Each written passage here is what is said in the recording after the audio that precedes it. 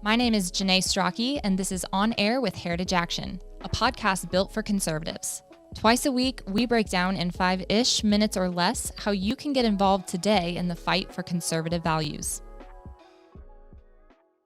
Hello, I'm Thad, and thanks for listening to On Air with Heritage Action. Let's talk about Biden's newly announced plan for student loan forgiveness. How much is it going to cost you, hardworking taxpayers, and who will get the benefits? From the beginning, Biden has been dangling the idea of student loan forgiveness over the heads of young voters in an effort to save his tanking approval numbers. First, he extended the delay on payments for borrowers 6 times, and now he's announcing a new deal to cancel some student loans. You heard that right. He has a plan to cancel some student loans. While Biden and his army of liberal so-called activists claim this announcement as a victory for the working and middle classes, the number behind the policy tell an actually entirely different story. First, let's start with the student loan payment moratorium.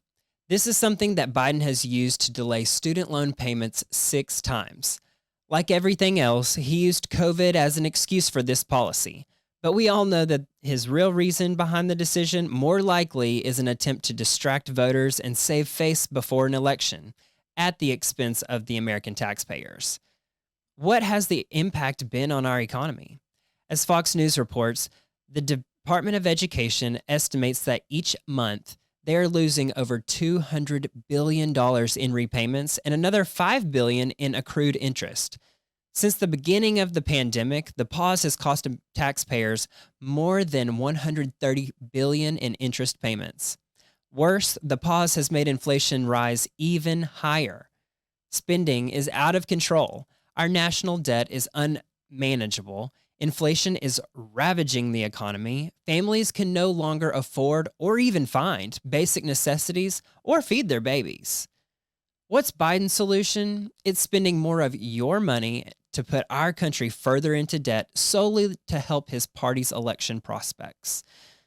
Next, Biden wants to take it even further and cancel some student loans, forcing responsible Americans to front the bill for others. One proposal that will likely be announced from the Biden administration is to cancel $10,000 in debt for those earning $150,000 or less, or couples earning $300,000 or less. There is no doubt or debate this policy is regressive.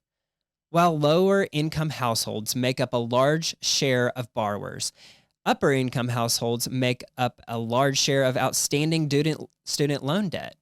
A big reason for that is because almost half of student loan debt is held by those with graduate degrees, who earn a median salary of over $95,000.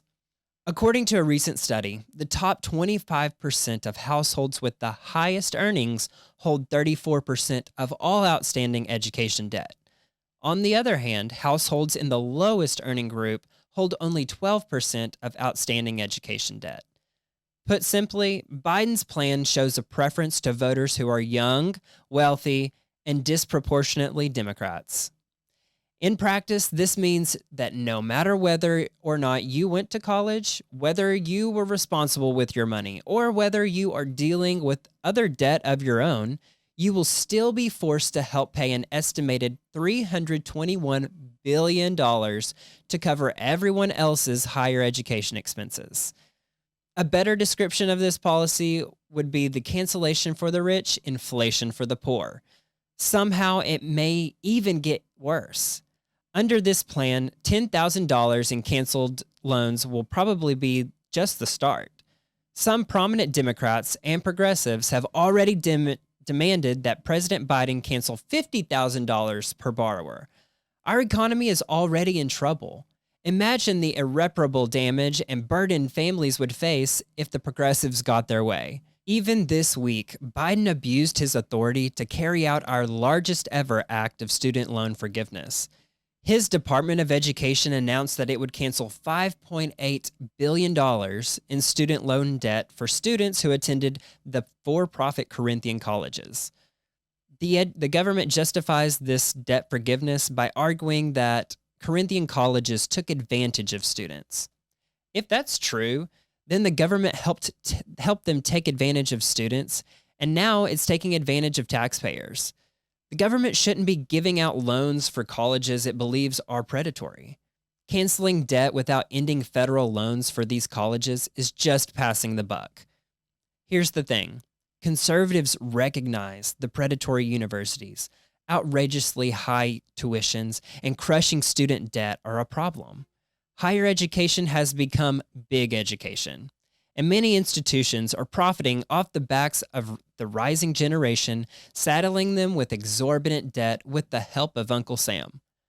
By bailing out students without holding higher education institutions accountable, Biden's plan encourages universities to keep raising tuition.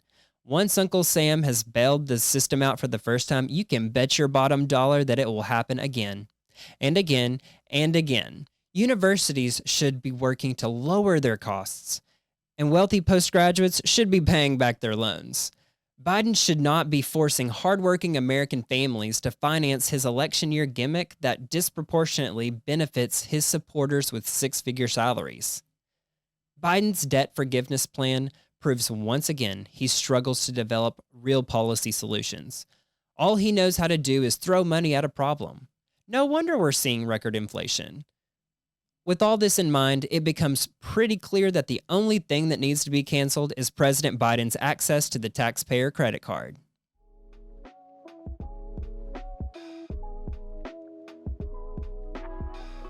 That's it for another episode of On Air with Heritage Action. Thank you for tuning in. If you like what you heard in today's episode, please click the follow button. If you want to receive a text message each time a new episode airs, text podcast to 51776 and you'll never miss an episode. That's podcast to 51776.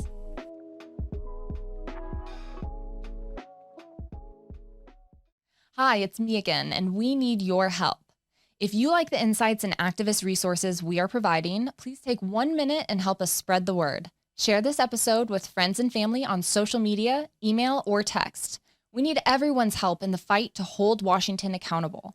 And don't forget, you are also able to subscribe and listen to episodes on your smartphone. Just open up your favorite podcast app and search for On Air with Heritage Action. Click subscribe and download episodes so you can take them with you on the go. It's the best way to make sure you never miss a thing. Thanks.